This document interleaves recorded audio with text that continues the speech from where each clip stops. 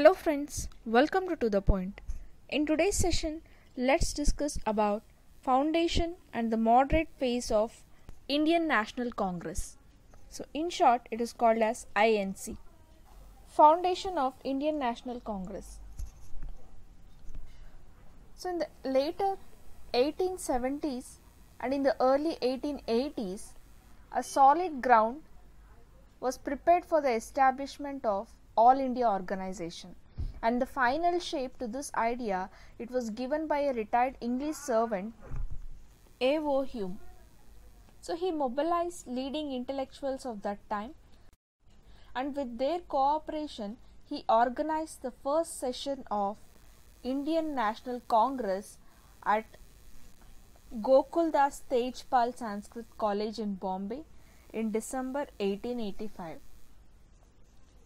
And as a prelude for these two sessions of Indian National Conference, which had been held at 1883 and 1885, it had representatives that was drawn from major towns of India. Surendranath Banerjee and Anand Mohan Bose were the main architects of the Indian National Conference. The first session of Indian National Congress, it was attended by 72 delegates, and it was presided over Umesh Chandra Banerjee.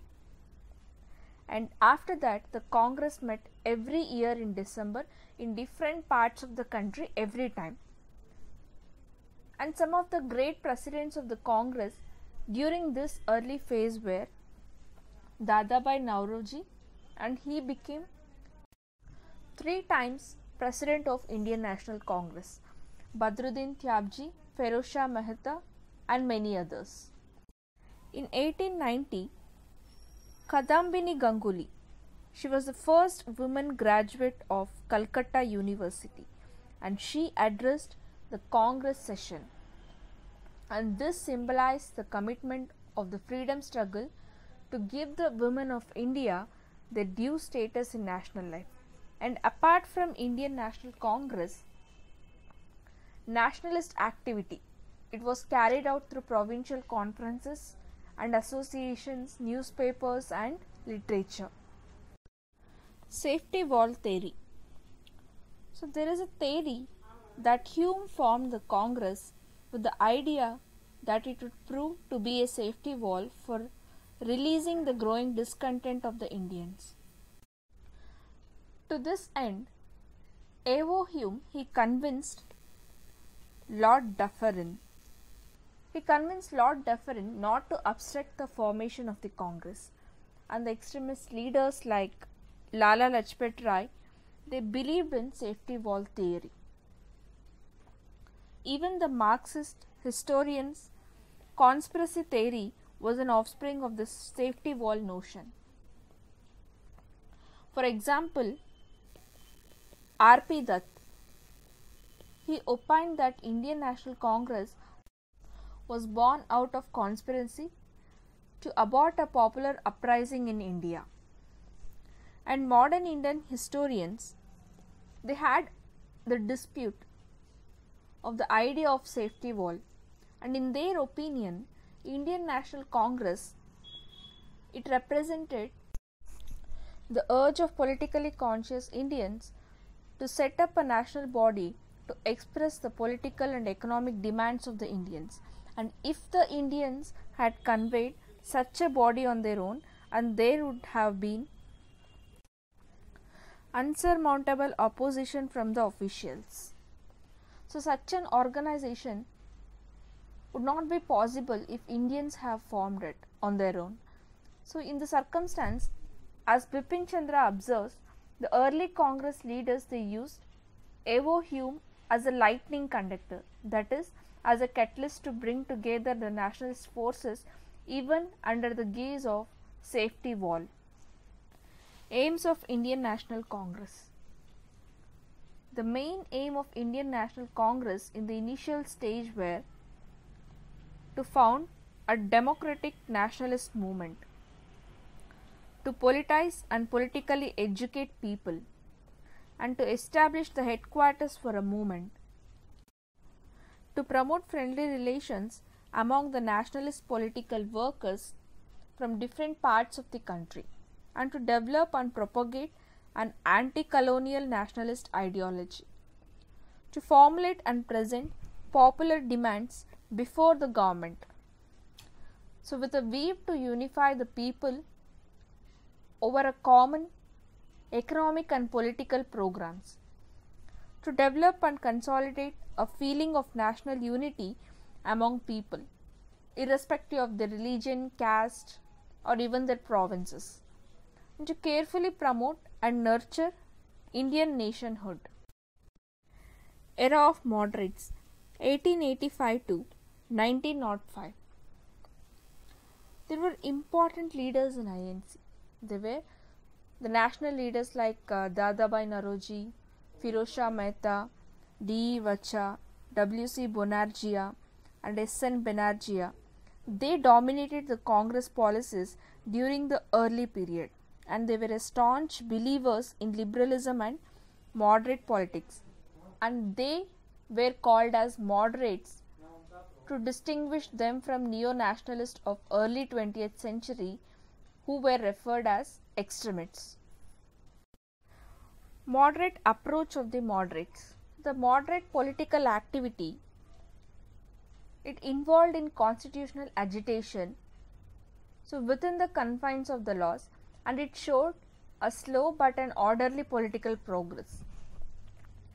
The moderates believed that the British they just basically wanted to be just to the Indians, but they were not aware of the real conditions, and therefore if public opinion could be created in the country and public demands, if it is presented to the government through resolutions like petitions and meetings, the authorities would concede those demands gradually. So this is what the moderates believed, and to achieve this ends, they worked on two-pronged methodology. One was to create a strong public opinion, so to arouse consciousness and national spirit, and then educate and unite people on the common political questions. And second thing was to pursue the British government and British public opinion to introduce reforms in India. This moderates, they used the method of prayer and petition, and if that failed, they resorted to constitutional agitation. A British committee of the Indian National Congress was established in London in 1889,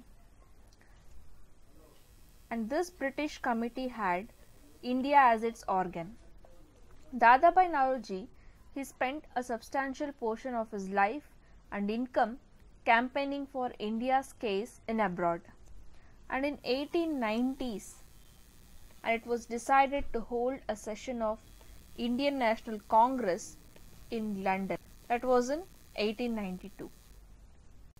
But at that time, British elections was going on, so that's why the proposal was postponed and it was never revived.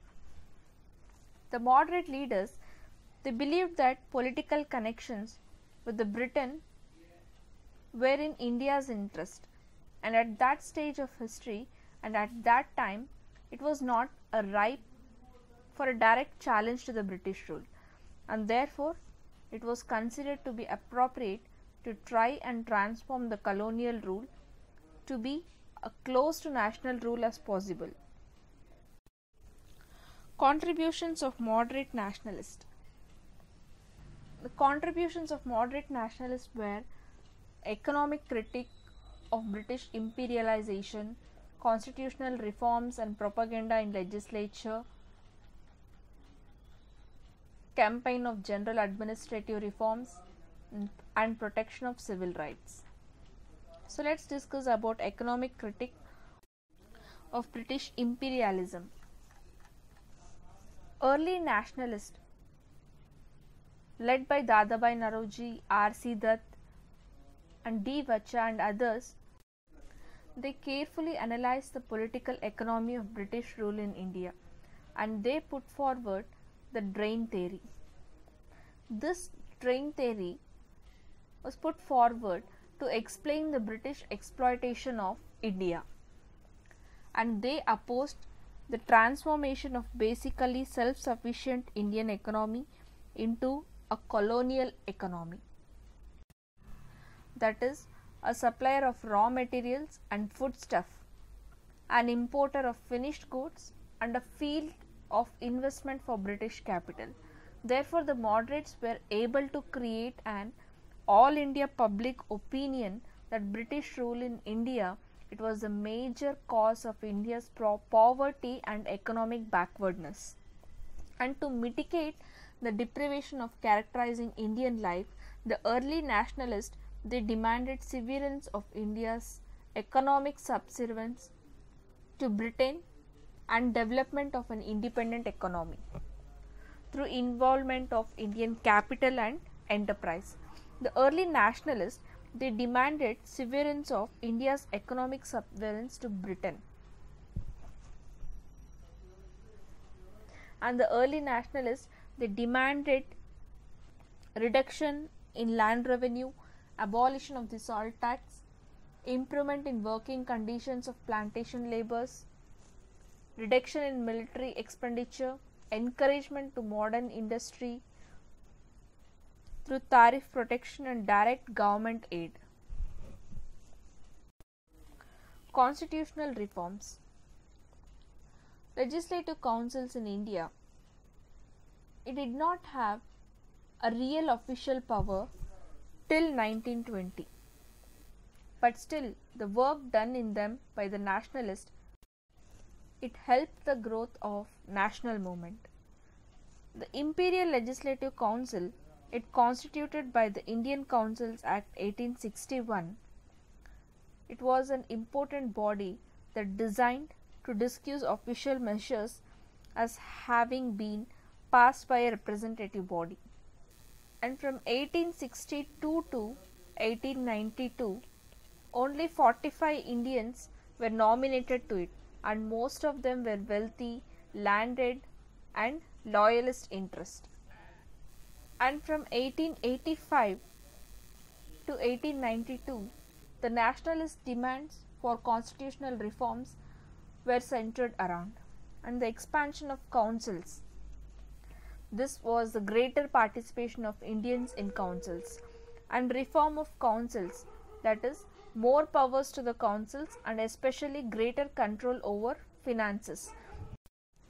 The early nationalists, they worked with a long-term objective of democratic self-government, and their demands for constitutional reforms, it was meant to have been considered in 1892 in the form of Indian Councils Act, and all these reforms were severely criticized at Congress session. And now the nationalists, they demanded a majority of elected Indians and a control over the budget, that is, the power to vote upon and amend the budget. They gave the slogan, "No taxation without representation." And gradually, the scope of constitutional demands was widened. Campaign for general administrative reforms. The moderates campaigned on Indianization of government services. So on the economic grounds, the British civil servant, they got a very high emoluments, while inclusion of Indians would be more economical. And on political grounds, that salaries of the British bureaucrats, it were remitted back home, and pensions paid in England, all were drawn from Indian revenue itself, and this amounted to economic drain in national resources. And on the moral grounds, the Indians were being discriminated against by keeping away from their position of trust and responsibility.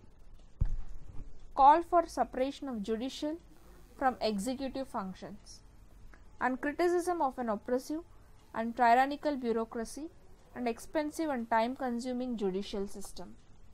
Criticism of an aggressive foreign policy. This resulted in annexation of Burma, an attack on Afghanistan and suppression of tribals in the northwest, and all this cost heavily for Indian treasury. Call for increase in expenditure on welfare, that is on health and sanitation, and call for increase in expenditure on education, especially on elementary and technical, irrigation works, and also on improvement of agriculture, agricultural banks for cultivators and so on. And the demand for better treatment of Indian labour in the abroad and in other British colonies, they were faced oppression and racial discrimination. Protection of civil rights. Civil rights included the right to speech, thought, association, and a free press. What was the role of masses in Indian National Congress?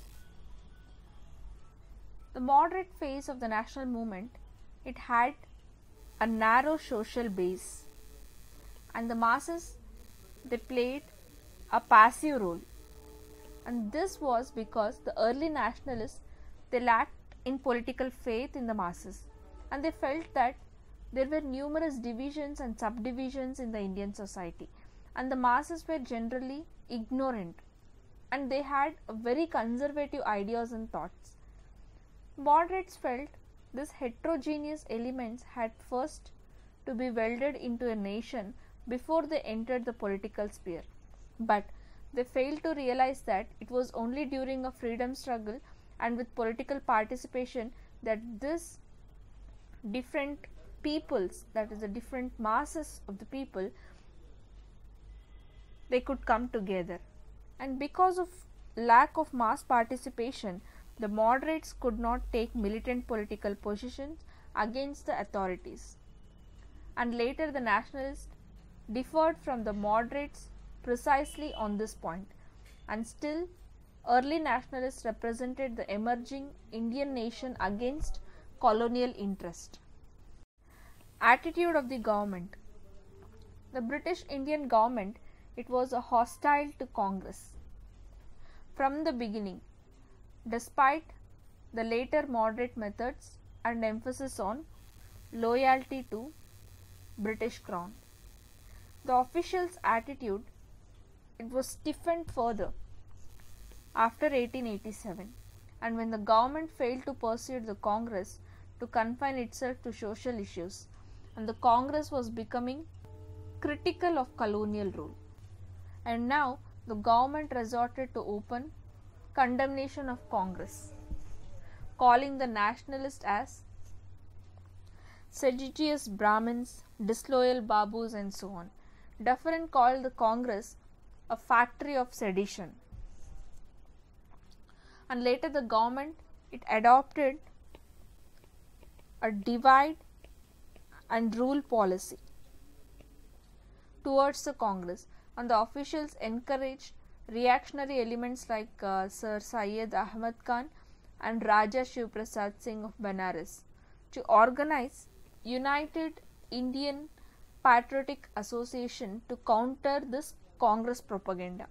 And the government also tried to divide the nationalists on the basis of religion and through a policy of carrot and stick, and this pitted the moderates against the extremists, but the government failed to check the rising tide of nationalism. So in the next session, let's discuss about the important topic called national movement. So this national movement, it took place from 1905 to 1918, and it was around 3 phases. Let's study about all those 3 phases in the coming sessions. Thank you.